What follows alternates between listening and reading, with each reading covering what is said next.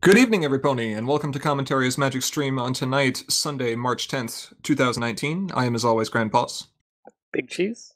Arquette, and with us again, we've got Ivory Starlight. Good evening, Ivory. How you doing? kind of becoming Doing a regular alright. feature here. I make appearances. Trying to stay awake because daylight savings destroyed me. Well, this is as good an excuse as any, I suppose. Of course. Mods are asleep, talk about ponies. Implying that there are less noble causes than sitting here and talking about cardboard ponies. We could talk about real ponies. Well, yes, but real ponies gets into the topic of horses, and those are expensive. Can't That's afford true. to even talk about them. Can't even afford to talk about them. Fair enough. So we've got a lot to discuss tonight. Starting with the upcoming Banlist changes, and some patron deck reviews, which it's been a while since we did that, because, there were these tournaments and things, and those kind of took a lot of time. Tournaments and discussions, and yeah. And then after that, we'll get into some deck suggestions of our very own. But first, I just wanted to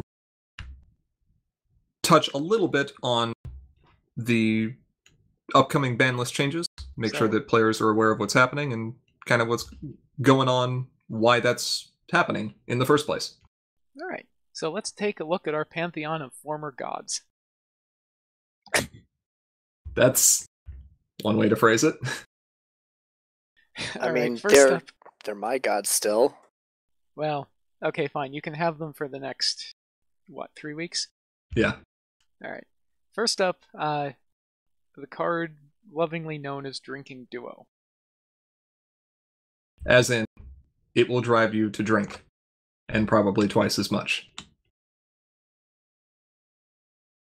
Well, so Berry Punch and Orange that's Swirl. an interesting way to put it. What? Just turn that around on you. I mean, sure. Berry Punch and Orange Swirl have always been an incredibly efficient card, and most players who have encountered them have known about it. But this card's synergy with the removal event Belly Flop is kind of unparalleled in terms of the value it provides you for that amount of AT, and even that color investment. It's pretty minimal. Like, to the extent of, if you're running a pink deck, you really should have 3 of these in there. Like, you really should. Why not Right. 4? Because 4's not legal. I mean, pink isn't a magic color, but if pink was a magic color, you should be running 4 of these in your pink magic deck. Basically. You can run red and white, that'll be fine. Anyway, before we get off topic from that, the biggest problem with Berry Punch and Orange Swirl, though, compared to just Belly Flop on its own, is BPOS has an effect that we've seen across other cards before, but it is significantly more efficient and more reusable than any of those other cards.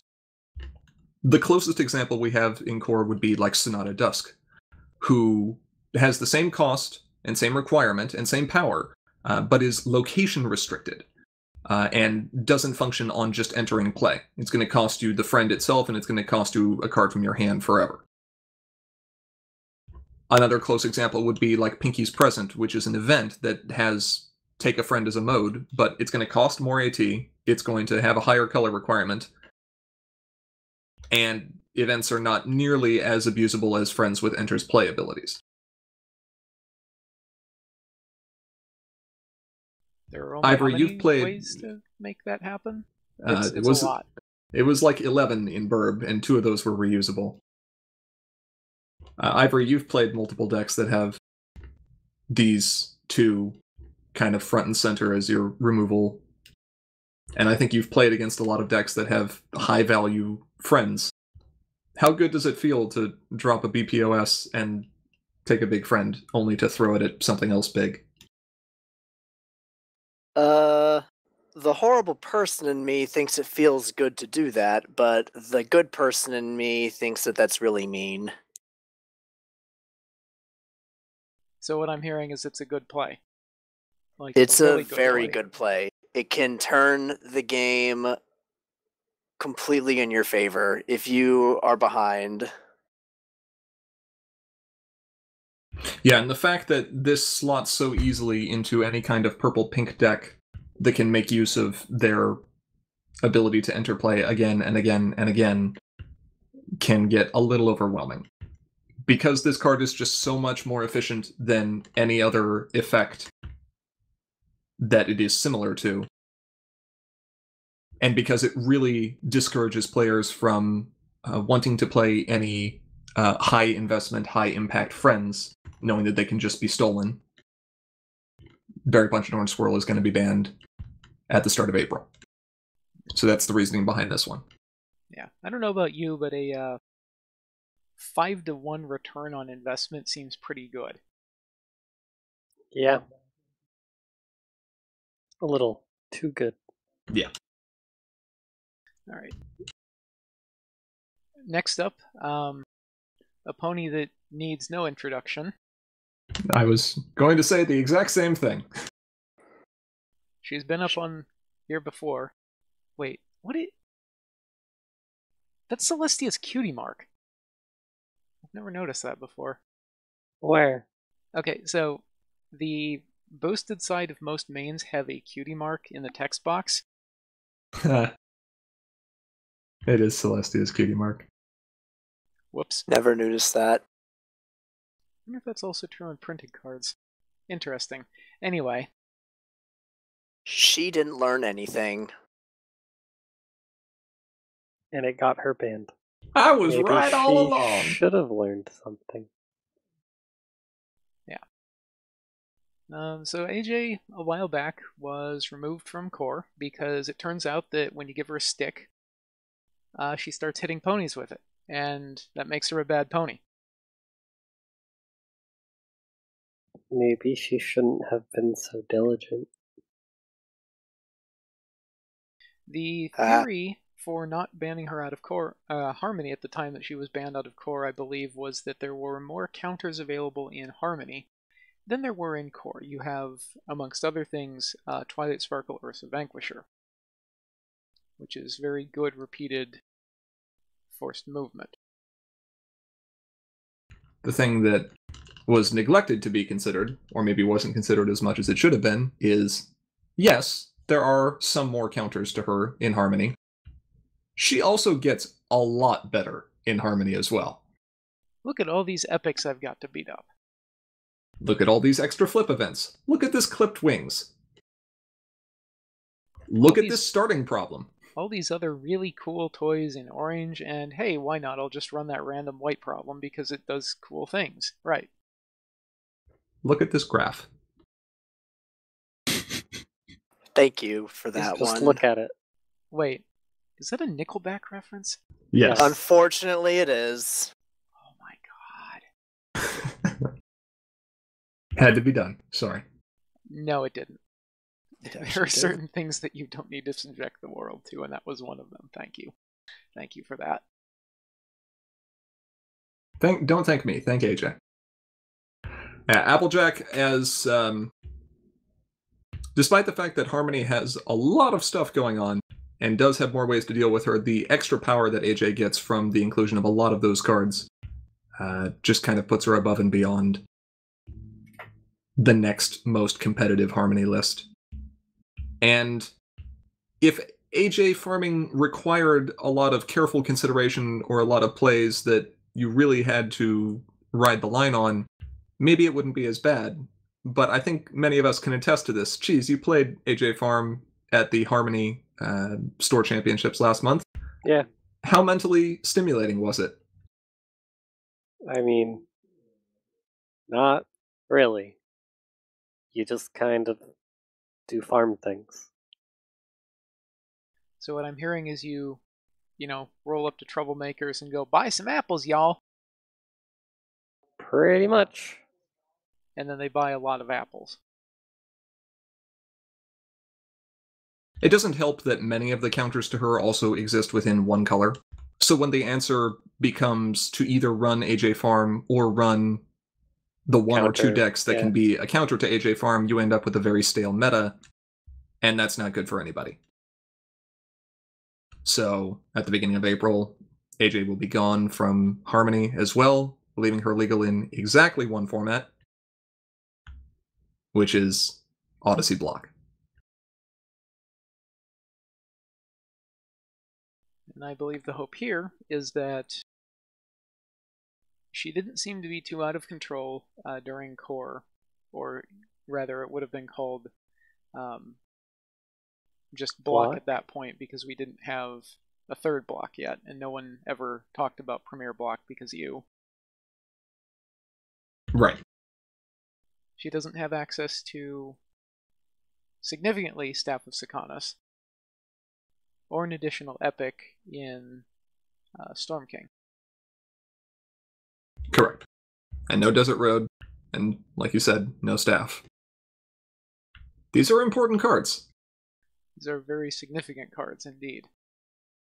And with luck, she will slot herself into a reasonable place in that meta.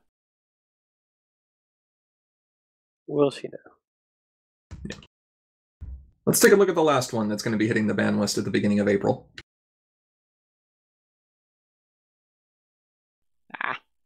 Keyboard. There we go. Hyper, you want to take a crack at this one? I mean, I don't see the problem with this one. It's just 2 Rainbow Dashes looking surprised. Is this like the pony equivalent of the surprise Pikachu face? Yeah. No, My Little Cloney does nasty combo things, which unfortunately are too efficient and completely non-interactive. Yeah, okay. Real talk for a moment here. Nobody runs this card unless they're doing combo shenanigans. It's the only purpose for it. And I apologize to the one person out there who is just like, but I love this card in my random pet deck, and I'm legitimately sorry for this, but sorry, not sorry. Just make your pet deck Odyssey Block legal. It'll be fine. I mean, if we're running Zipperwill Pet Collector, then that's technically a pet deck, and I guess you could do that with Exact Duplicate. I don't see a problem. The issue with Cloney combo... If memory serves, this is banned in Odyssey Block as well. Yes. This is just... She had to go. They had to go. Cloney is capable of doing too much for too little. It doesn't require many AT, it doesn't require a lot of action tokens, and there's many ways that you can end up protecting yourself in it.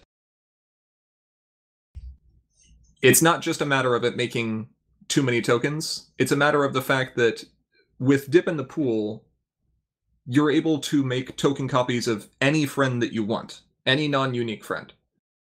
And with some shenanigans, even some unique ones, though that's not going to do you much.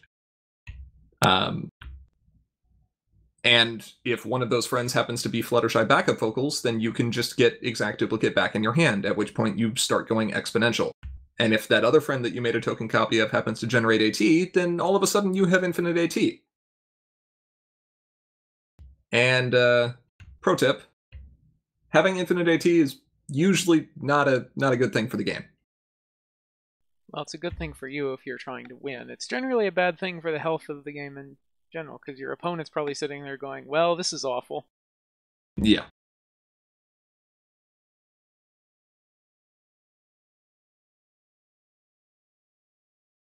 I don't think there's a whole lot else to say about this. I only regret some things. I think the last thing that we would want to mention about this card is, just in case you were curious, why this card says, when you play this card. Because it makes 10 to the 10 to the 10 to the 6.8 copies of itself before you run out of spike number iterations.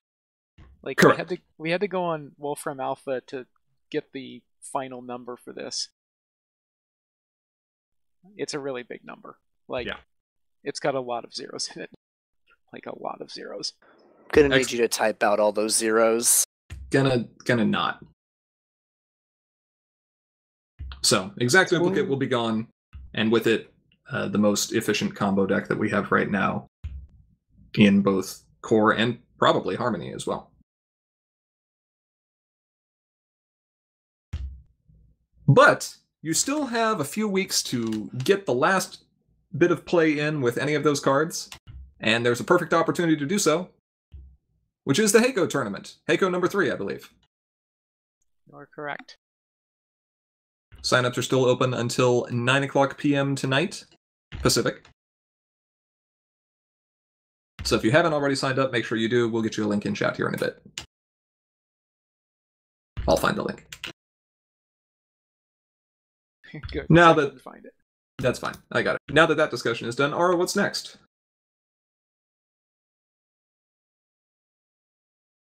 I don't know. I was kind of thinking we could sit here and do bad impressions of Scottish Pokemon Trainer, but it's more likely that we should talk about patron decks. Yeah, I'm not doing my Scottish Pokemon Trainer here on stream. That's just asking for trouble. Someone voiced that recently. I saw that. It's amazing. It was pretty good. So that's Commentary as Magic's Meme of the Month. And we'll get right along to some patron decks. Okay, what do we have first here? Let's see, I believe this is a deck submitted by Animoy, and this is a control deck. I mean, look at all those cards in there. You can't tell me this isn't a control deck. An awful lot of purple. Are you sure there's no purple? No, I think there needs to be more purple. I think I need to see some more AT generation here. It's only got 9 of them. I only count 7. Yes. Whatever, those are obviously 3s in the corner. Because why wouldn't you? This is going to be a great segue into the deck discourse afterwards, but I agree with many of the card choices here in this deck.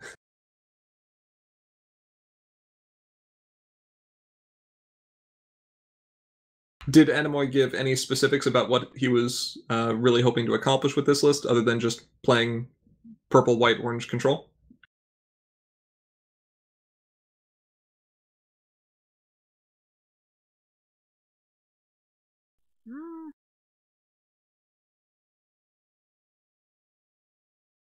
I do think there's one interesting question he asked, which is, in this kind of matchup, Old Money is going to be a very important card, and if you're the player who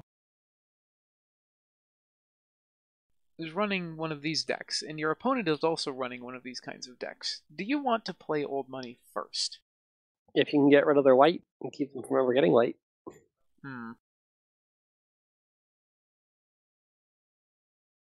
Old Money should also say a problem. Banish a problem? Yeah. Get rid of, Blackmail? No, I want to get rid of Train Traditions. What, just banish your opponent's problem so they have to come over and confront yours? Banish and replace the opponent's problem. So, some of the keys to a good control deck are going to be maintaining AT advantage against the more aggressive aggro decks, which this deck is clearly capable of doing. Having ways to remove many opposing threats.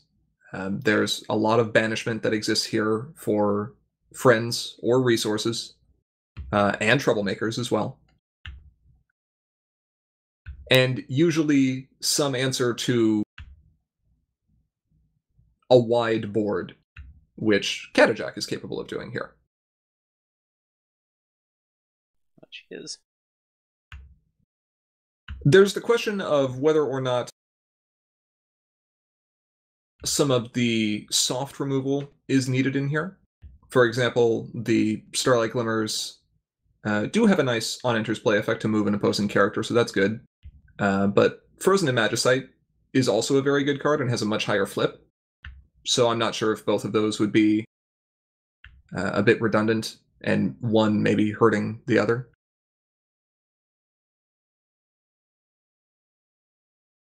Limestone Pie has Meticulous too, who, as we have seen on Old Money, is a very good ability. But she is location restricted. And there's the question of how much the power counters are going to matter. But otherwise, most of the cards seem pretty good. One card that I've noted you seem to have taken a liking to recently is School Shutdown. Do you think that has a place in here? Yes. Yes. And we'll talk about it, but not quite yet. However, I feel like if you're going to run School Shutdown, especially if you're running I'm the Friend You Need, where you have the option to mill the opponent out, there's another more important card that needs to go in there first. Which is Misfires. Correct. Misfire also happens to work very well with Mistmain, because ideally you're going to use Mistmain to close out the game at the end, rather than just incrementally over the course of the game. And when you're doing that, and your opponent recognizes what's happening, they're not going to take back a card anyway. So you might as well make sure they don't have an option to do so at any point throughout the game. But some very solid choices, and we will look a bit more at that later. What's next? Next up, we have a submission from Sonnet Scroll entitled None Color Left Beef. Wait, And really? I believe it should be quite obvious why the deck is named that. And about this, I must say, I have no strong opinions. Do you think this deck has a chance of working? I believe we've just covered my stance. I have no strong opinions, one way or the other. All I know is my Your gut says Yeah. says maybe. Would you like me to tell your wife that you said hello? We're Please. referencing Futurama. This is actually a pretty solid list as far as meme decks are concerned, and this is rated as a meme deck. This is deep into meme deck territory, but yeah, I very much enjoy this.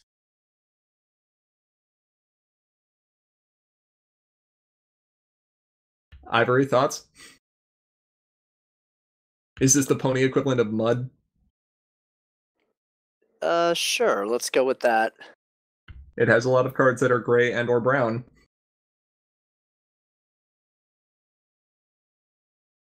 That one's a little obscure, I think. Mud is a reference to a Magic deck that also plays cards that don't have color. What is left beef about it? You know, Those I are- have no idea. I have no idea. I think it's no color left, and then beef. Just like beef because of the meme. because of the meme. Yeah, exactly. Or like orange beef, or No, it's none color left beef. I don't know what the beef is about, but sure. Maybe it should be errated to be like none color left hay.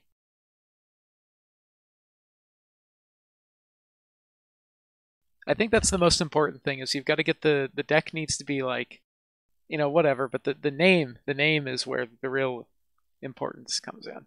You got to get the most grown-worthy name possible for this kind of meme deck. Yep. This is also one of the few decks that would have a chance. Let's see. Is there any possible way you can do this? Yes. This is capable of confronting Cult of Personality with the minimum amount of power required, which is 4. But it's going to require your opponent to frighten some of your cards. Or for you to just have an Ocellus with like a -1 power. I don't know. It's weird. It's funny. I like it. Do you? I do. Do you? It's interesting. I have no strong opinions. I think you do kind of have to be neutral at this deck.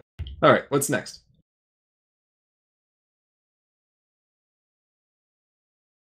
Let's see. Third, we have a deck from Railer Shy.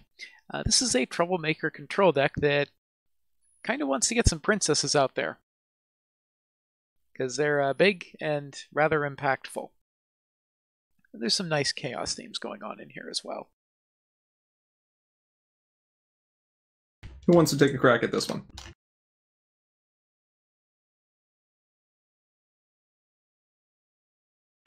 Silence. Silence. Pretty much. I mean, it's... Alright, fine. Gonna sit here and... So there's a couple of neat little tricks here. The Pony of Shadows combined with the Dr. Hoof's time loop lets you set a, for example, princess. Or a zap. Zaps are cool too. Assuming multiple Doctor Who's. However you like. Well, if you put it on top, it's just going to be flipped. Yeah, that's still kind of cute. And otherwise, there's just a bunch of nice cards for making your troublemakers really obnoxious to deal with. So we've got a... I forget what her name is. Time Patrol. And Fight or Flight. And the Shield. Oh yeah. No, that's going to be pretty obnoxious. And just in case you've got a bunch of little tiny things trying to swarm, you've got a zap to scare all the things. Desert Road to stop ETB effects. Yeah. There is one card, I think, that is missing from this particular list without dramatically changing anything. And for a clue on that, I would reference the card that's in the most upper left-hand corner. That little mane that's up there. That is kind of an interesting omission here, isn't it?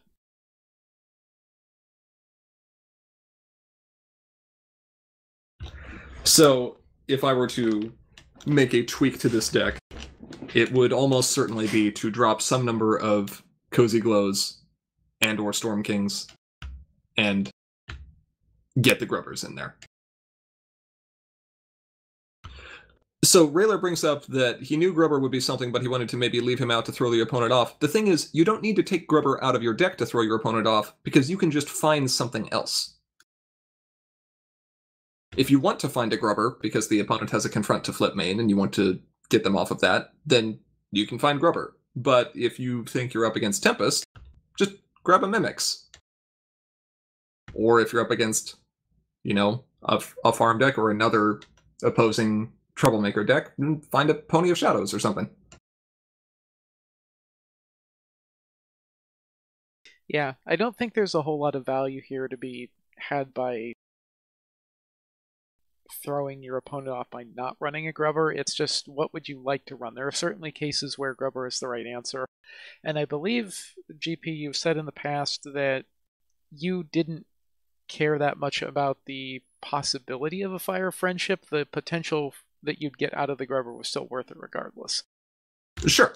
Now, there is a huge power swing that happens when you do hit a Fire of Friendship, as Cheese can attest to. So it is not without risk, but not every deck is going to be running Fire. For example, this deck is not running Fire. The other change that I'd probably consider here is Special Beam Cannon is a pretty lackluster resource removal tool. It is cheap, but it doesn't do anything else, and it's at main phase timing.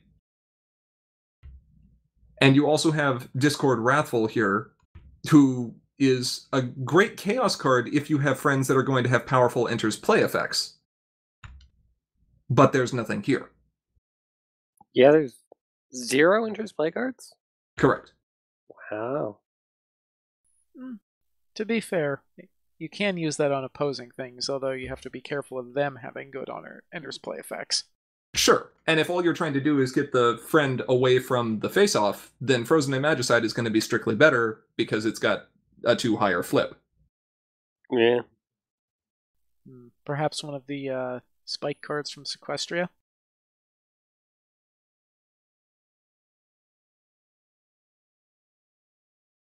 Magicite's also a good choice, though. Yeah, there's two ways you can really end up going with this. It's kind of torn between whether or not it wants to play Chaos Control and whether or not it doesn't.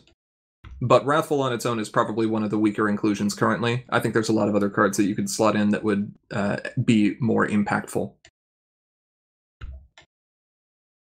Otherwise, you've got a lot of tools here that are going to protect your troublemakers very well.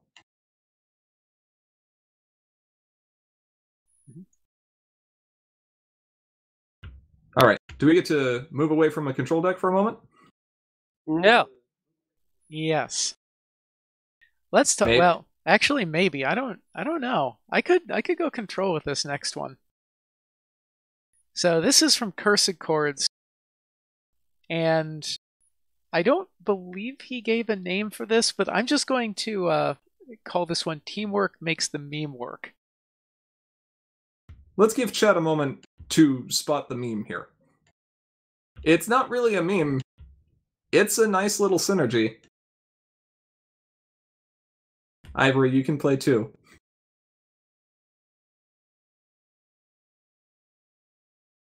I'm mildly concerned. Concern intensifies. How much exactly is your concern intensifying? Exactly 8.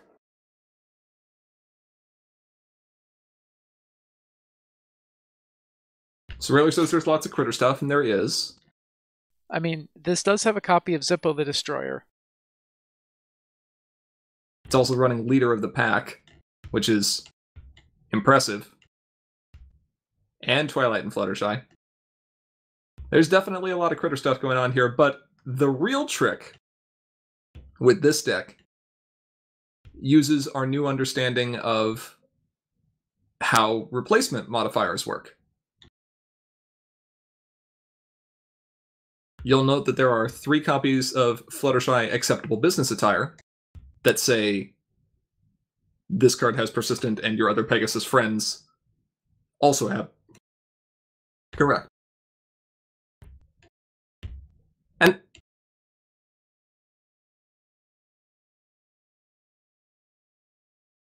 Thunderlane?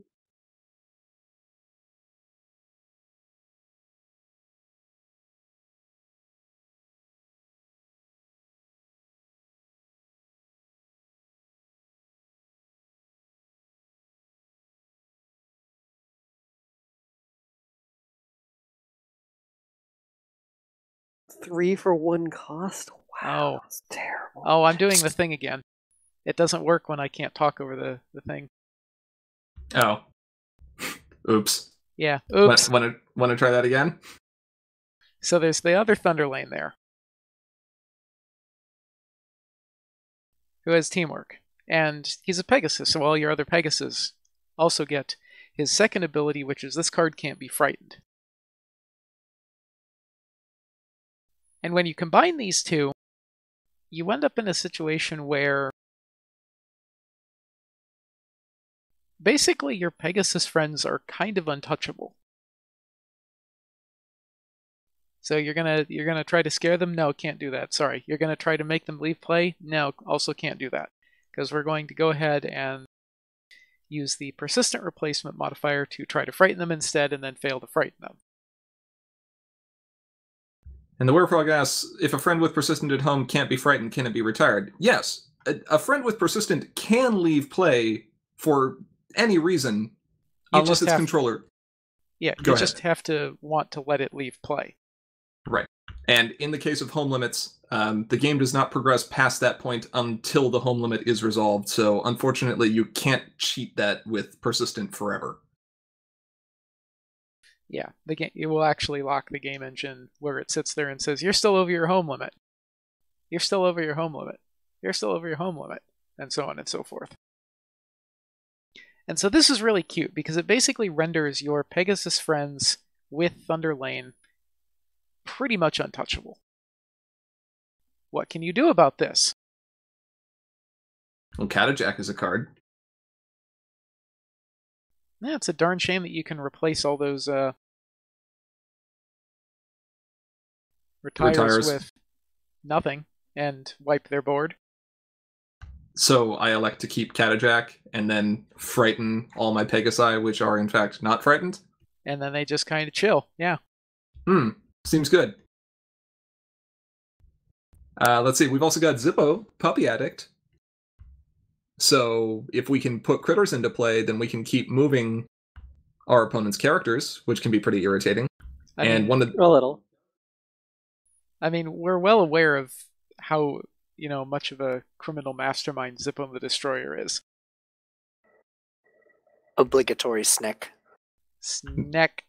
Many snacks. And Fluttershy, leader of the pack, is really good at making snacks, but she normally has a big target on her head. It's a darn shame she's a Pegasus, and if you have your board set up right, she's not going anywhere. So you can just go ahead and, chill behind a troublemaker wall. And keep moving stuff home. Seems pretty amusing. Seems highly amusing. For a meme deck, this is... I don't think he rated it as a meme deck, did he? I kind of think he did. I mean, yeah. If it might have been submitted as a meme deck, but I think this has some actual potential. Now, granted, it is Harmony, and it basically has to be because, well, Thunderlane there. So I think everything else in here is... Everything else is core legal except Thunderlane. Reprint Thunderlane when? I'm thinking never. Okay. That of all cards, yeah, let's print that one. Yeah, it's right. It's like practically unique for being one of like 2 Pegasi in orange. And it does this. Yeah. Good job, Thunderlane. Good job. Just messing everything up. Werefrog, no, there have not been any exact cards that have been reprinted yet between sets. There are cards that are functionally identical, with the exception of name. Nothing will match Full Steam. Yeah. You will never have a card again as good as that. That's the 4-power orange thing, the rare, right? Who was reprinted at Fixed in High Magic? No, EO. It was EO. EO. And then reprinted at Common in FF? Those were commons. He was reprinted twice. As commons. Yes. Yeah. And one of those is far superior to him simply because it is named thusly, Applejack. Yeah. Yeah, that's pretty much superior in every way. I mean, it's obviously so good that like it just got banned. So But Big Mac recolors. Yeah. Full Steam. Okay. I believe that is the last of the patron-submitted decks for tonight. Is that correct? That is correct. Now we can go back to Control. Woo!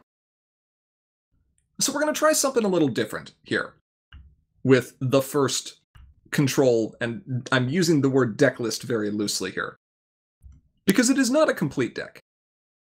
Instead, the first thing we're going to look at is a family. A family of decks? Just a family. Is a graph. Look at this graph. Yes. Look at this histogram up at the top. There's a graph there, Aura. You can't fight me on this.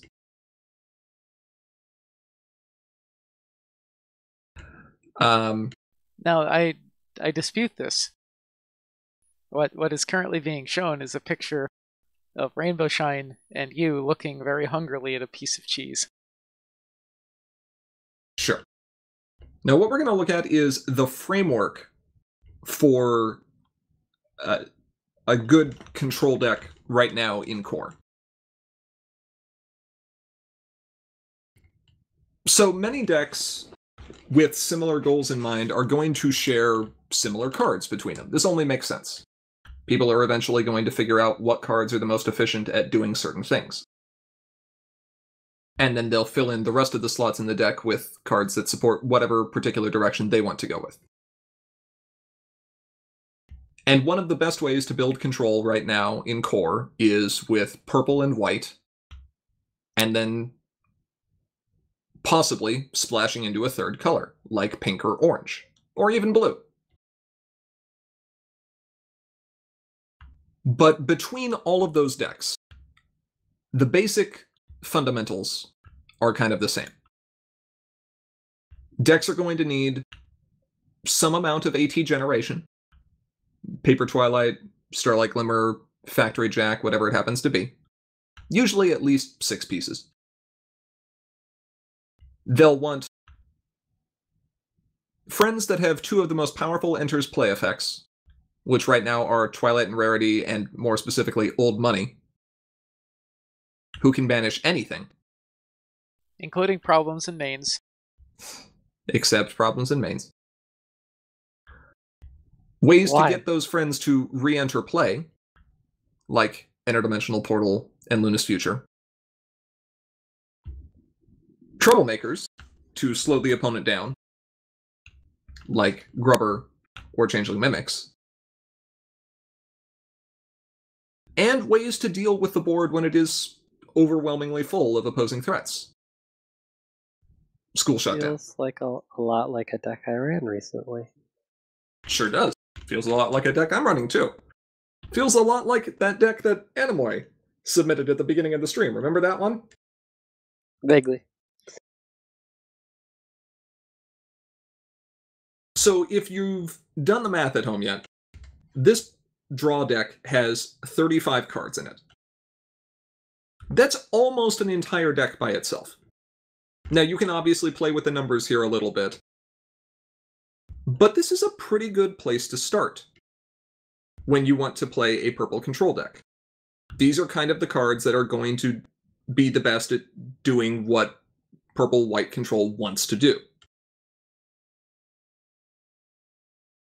And from there, it's kind of up to you.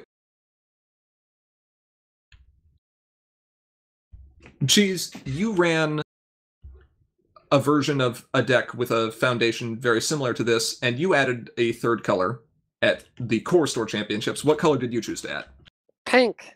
Because Berry Punch and Orange Swirl plus Belly Flop is kind of value. Also, Bodyguards. Smiles. Yay! Yay! I think those were like the 3 pink cards I had. You also had the Wrathfuls. Or not the Wrathfuls, the Party Clashers. Party Clashers? Yeah, but I wanted to take them out. Yeah. They were kind of useless. Sonnet, meanwhile, ran a deck with cards, again, very similar to this, that went the orange route, and included a bit more AT generation with Factory Jack, and ran Sweetie Belle and I'm the Friend You Need to try to mill the opponent out quickly, disrupting their deck a bit more than the pink version, which disrupts the board. What about purple, white, yellow? Well, then we're playing Zippo. Guess we are. God, Zippo was a fun deck in the Magic meta. And it's a thing that we're not allowed to have anymore because F-Stop was a bad pony. Yeah. Sad. Yep. Not sad. He was a bad pony. Hashtag unban F-Stop. Never. You can also switch this thing to go blue, including cards like Flash Magnus' Shield, Twilight Sparkle Zeroed Out, AT Generation with either Daring Do Poster or Read the Manual. You can run Zecora, Mysterious, and Spooky. So there's a lot of things that can end up working there. And if you wanted to, you could even run this just as a purple-white deck and focus heavily on the Unicorn synergies. Start including cards like the Spectacle, Starlight Glimmer, all the Starlight Glimmers. All the Glimmers? All the Glimmers. Are we going to run a copy of Similo? I don't think that's relevant here. No. But point acceleration. It is arguably point acceleration. Sure. But one of the great things about Control like this is it is so efficient at answering so many different threats, especially through old money by itself and School Shutdown just dealing with everything, that you'll be able to incrementally score points, and eventually you'll probably have enough AT to just close out the game by playing Miss Main, bringing back Miss Main, and repeat that over and over again. And mismeaning your way to victory. Gone are the days where you have to worry about protecting a photo finish for 15 different turns. I mean, you can still obviously do that. Photo finish is still a card that can be included in control decks, but it's going to be a lot worse since you're going to have to worry about how the opponent might be disrupting it. Whereas Miss Main is basically safe as long as she's anywhere but the banish zone. Speaking of which, geez, what card should you play before you play School Shutdown to wipe the board? Misfire. School Shutdown is an excellent card at getting rid of every opposing card, and your own, all at once, and generally you'll have enough AT generation to build up your board state again in the same turn. But you want to be sure that you're not just giving your opponent all their fuel back. So try to save School Shutdown for a turn when you can misfire it first. Yeah, sometimes you do just have to play it, though. Like, you don't have the option of waiting. Yep.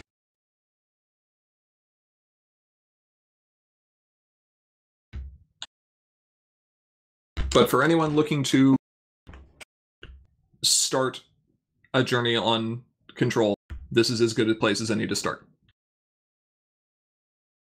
Ivory, do you have any thoughts you want to add?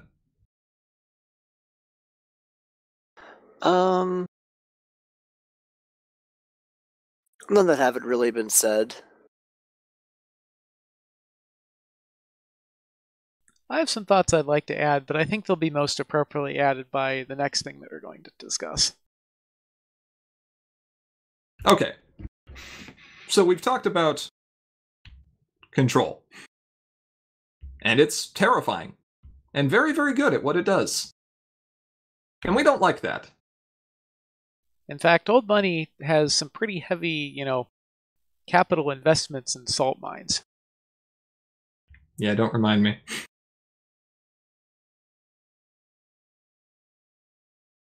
So, how do we deal with this? Ponies. Ponies, ponies, ponies, ponies. Yes. And so, in the script for this thing was entitled The Part Where Tempest Shadow Locks You in a Cage. And now we're going to transition to the part of the script where I believe I entitled, And Then the Hippogriffs Attacked. Everything changed when the hippogriffs attacked? Yes. Yes. Hey, it's a full list. It is a full list. I've played this deck. Yes, you did. You played it against a Tempest control deck, running many of those cards we saw before. And I'm actually going to argue that, no, we're still looking at control. We're just looking at a different kind of control. I'm okay calling this one mid-range. It is a little mid-rangey. He's saying the M word. He said the M word again. I know.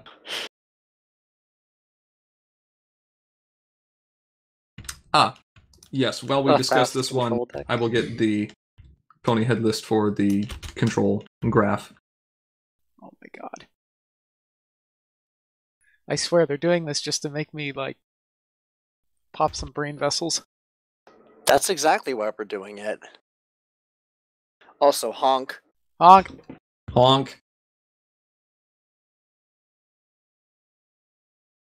And so I think, as we've kind of discussed before, Silverstream is a terror in her own right, especially if you happen to be running a confront to flip main.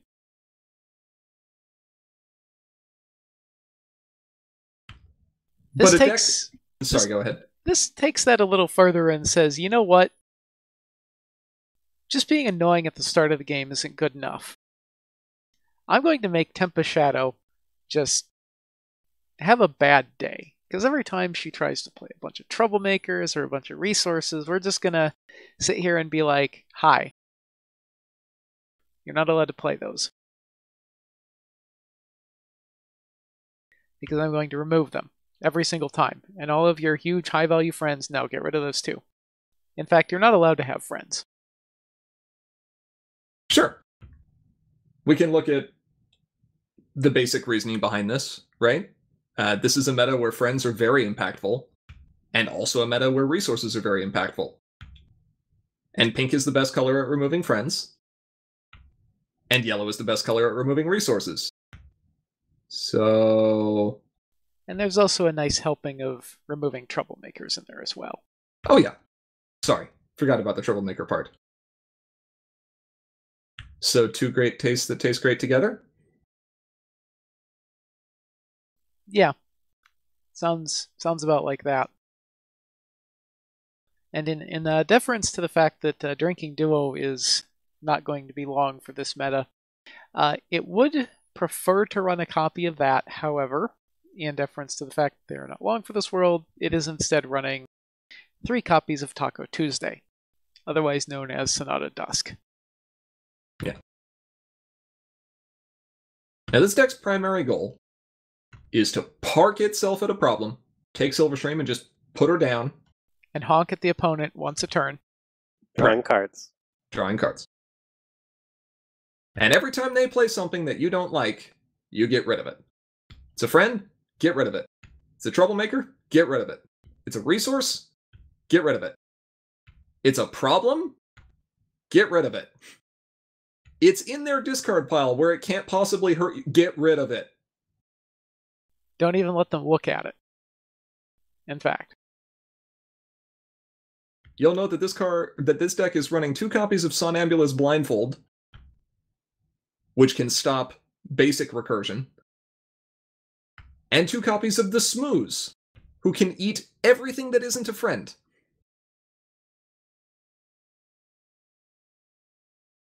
So, no mismains.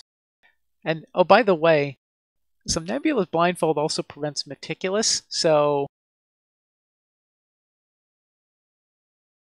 if your opponent happens to be running Twilight Sparkle Ambassador of Friendship, they're going to have a bad time if you get a hold of one of those.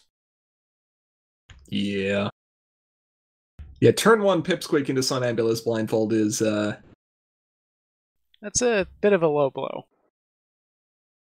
Do you concede at that point? No. You get into your purple wreck by playing Owl, and then you play a Luna's Future. But then they just used a Luna's Future on that. And then you do something else complicated that results in a Paper Twy, which you foolishly exhaust, and then down comes the breakdown. Here comes Chainsaw. And then you are sad. Breakdown is an interesting inclusion in this deck, and one that can definitely be swapped out if your local meta does not have a lot of AT generators. But if your local meta does not have a lot of AT generators, please tell me where you live and I will come play with you. Hi. Because your meta is about to have a lot of AT generators. About 15 of them. 15. Because when you're...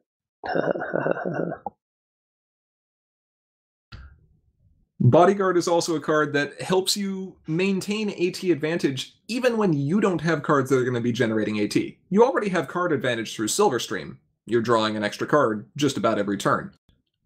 Bodyguard is going to sit there and say, cool, I'm confronting and removing your friends, or you're portaling your friends, or whatever it happens to be. I'm going to put a bunch of unicorns at problems. I'm not going to be confronting both problems, usually, but I will put the unicorns there. And if you want to start that face-off, and you want to get me away from this problem, I'm going to gain a lot of ats. And if you've got a day shift out, you're not even going to stay away that long. Now you might say, but this is really frustrating because my opponent could have grubbers. They could be playing troublemakers. Sure, but that's why we're running Fire of Friendship, so the grubber won't hurt nearly as much. And it's also why we're running Tea with Discord. That looks at face-down troublemakers and says, nah. And kicks them out. Seems good.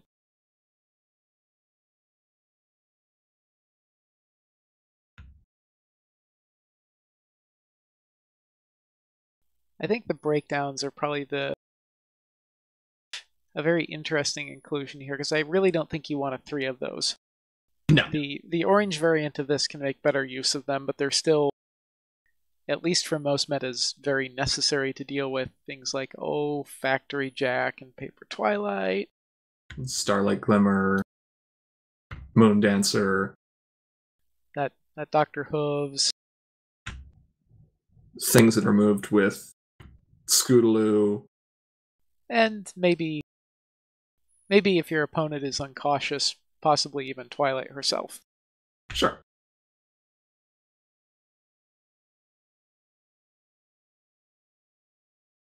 So there are a few slots here that you can toy with for your local meta, but this is a deck that is going to hold up pretty admirably against standard purple-white control, no matter what color they choose as the third. And it's going to cause aggro a fair amount of problems by itself, too. So we recommend it. Well, I think you're being a bit too specific. It's going to cause anything that confronts the flip problems. Not as much as the orange variant does. If only because you're only running 2 Pipsqueaks instead of 3. But Sure. Pipsqueak into Taco Tuesday, into Move Silverstream, into Hawk. Still pretty good. The one card that may be a little questionable here, since it is arguably the least impactful friend, is the Gummy.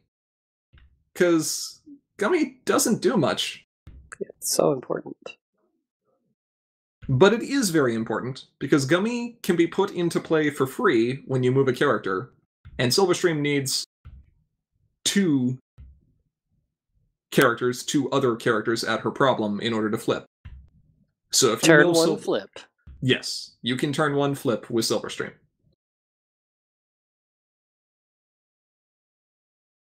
Pay 2 to flip this card.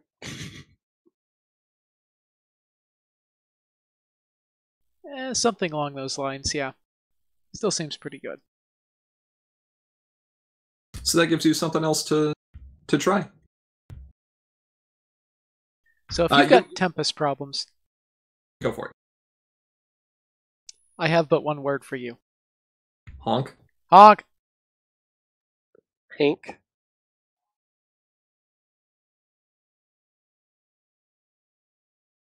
No, I said honk.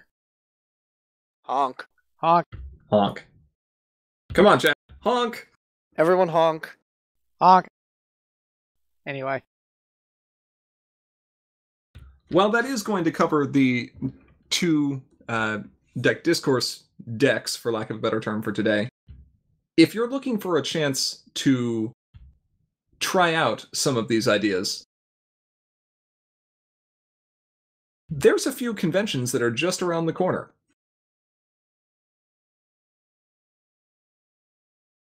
And I think the one that's coming up next that Sim is going to be present at is BabsCon 2019.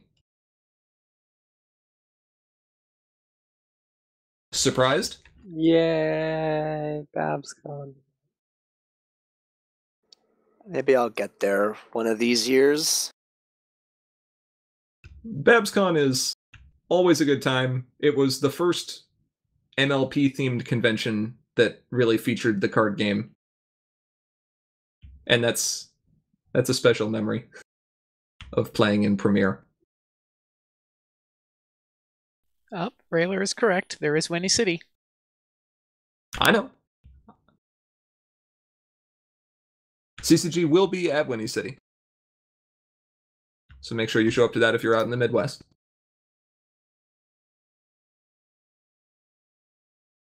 But we will be announcing the schedule for BabsCon soon as well, but you can expect all kinds of fun events like Core and Harmony and Meme Sealed.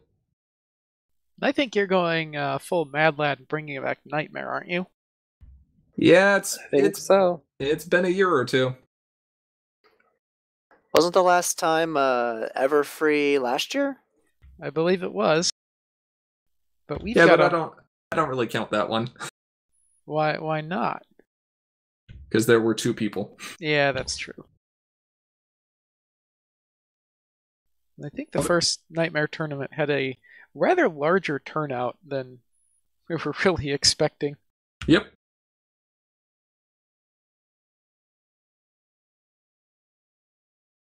So if you are looking for a chance to play in a lot of events and try out a lot of these decks after the ban list changes go live, make sure that you check out BabsCon. It'll be going the weekend of Friday, April 19th through Monday, April 22nd. Yes, 4-day con. Do be aware. And then, if you can't make that, there's also Everfree, which is about a month later. That I believe will also have Core and Harmony and Meme Sealed. But will not have Nightmare. What are you running instead? I'm thinking Sequestria block. And for once, I'm not actually kidding. Well, yeah, you didn't add Pauper on the end of that. Yeah, Sequestria block Pauper. I can fix that very quickly, you know. No, it doesn't. It's not broke. Don't fix it. Hold on. I, Ready? for one, welcome our Pauper Clickety overlords. clack. Clickety clack. Uh-oh. Uh-oh. What have we done? Anyway. We'll look forward to seeing many of you there at those tournaments or at local conventions. And don't forget, if you are going to be running events at a local convention and you would like some support, send an email out to commentariasmagicteam@gmail.com. And we will be happy to work with you to make your event successful. For now, though, this is going to wrap up our discussion on this topic for today. We'd like to give a big shout out to all of our patrons on Patreon. Thank you so much for your regular support. And if you aren't currently a patron but you enjoy what we do, please consider donating, as doing so enables us to continue making content like this. If you have comments or questions you'd like to send our way, or if you're just interested in hearing about what we're working on for the future, there are many ways you can stay in contact. We have our Patreon as mentioned previously, but you can also reach us through Facebook, Twitter, and email.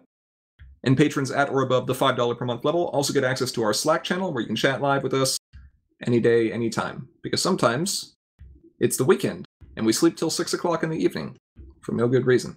I thought you meant stay awake until 6 o'clock in the morning. It's usually both of those things. The trick is to never sleep. Right. Nap time. You can't have a nightmare. Oh, yes, you can. In fact, it'll happen at BabsCon. Hey, I've got a great idea for a format. Ready? Yeah. Nightmare Pauper. I don't even know if that works. Probably not. I don't think that actually affects much besides bulk, maybe. And you can't even portal him. Globetrotter. Yeah, but you don't have Twilight. So? Oh. He's unbanned. If you're looking to watch any of our previous videos, including some tournament recordings, you can find them on our YouTube channel, which is linked in the sidebar. And please make sure to subscribe so we can actually have a channel URL that makes some amount of Sense. Dollars? Dollars and cents. But with all that said, thank you to each and every one of our viewers, both here now and watching this recording later. We are, as always, Commentary as Magic. I am, as always, Grandpaws. Big Cheese? Arcat and... Ivory Starlight, who probably needs to go to sleep, but I don't sleep. Of course not. You're in Sim Slack. You don't sleep. It was a trap. It is a trap. It traps all your sleep and hides it away where you can't ever find it. Tarp. Anyway. We'll see you all in a couple of weeks. Bye-bye. Bye. Bye.